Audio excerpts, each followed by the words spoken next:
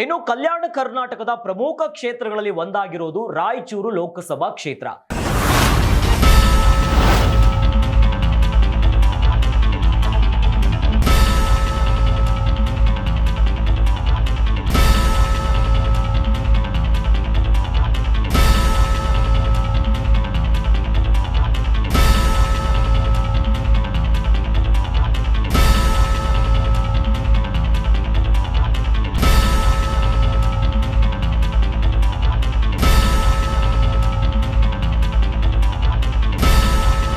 ಇನ್ನು ರಾಯಚೂರು ಲೋಕಸಭಾ ಕ್ಷೇತ್ರದಲ್ಲಿ ಕೈ ಪಡೆ ಎದ್ದು ನಿಂತು ಜಯಬೀರಿ ಆಗಿಬಿಟ್ಟಿದೆ.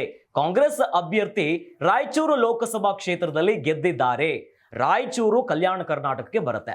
ಈ ಕ್ಷೇತ್ರವನ್ನ ಗೆಲ್ಲೋದು ಸ್ವತಃ ಖರ್ಗೆ ಅವರಿಗೆ ಒಂದಿಷ್ಟು ಪ್ರತಿಷ್ಠೆಯ ವಿಚಾರವಾಗಿತ್ತು. ಕೊನೆಗೂ ಕಾಂಗ್ರೆಸ್ ಅಭ್ಯರ್ಥಿ ರಾಯಚೂರು ಕ್ಷೇತ್ರದಲ್ಲಿ ಗೆದ್ದಿದ್ದಾರೆ.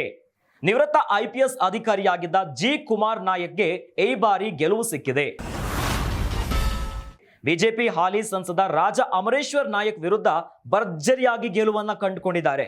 ಸುಮಾರು 75,930 ಮತಗಳ ಅಂತರದಿಂದ ಮಾಜಿ IPS ಅಧಿಕಾರಿ ಗೆಲುವನ್ನ ಕಂಡಿದ್ದಾರೆ.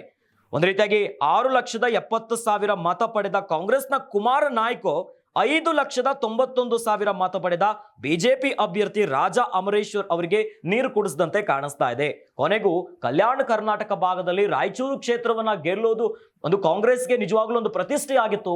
ಕೊನೆಗೂ ಕಾಂಗ್ರೆಸ್ ರಾಯಚೂರು ಕ್ಷೇತ್ರವನ್ನ ಗೆದ್ದು ಬೀಗಿದೆ.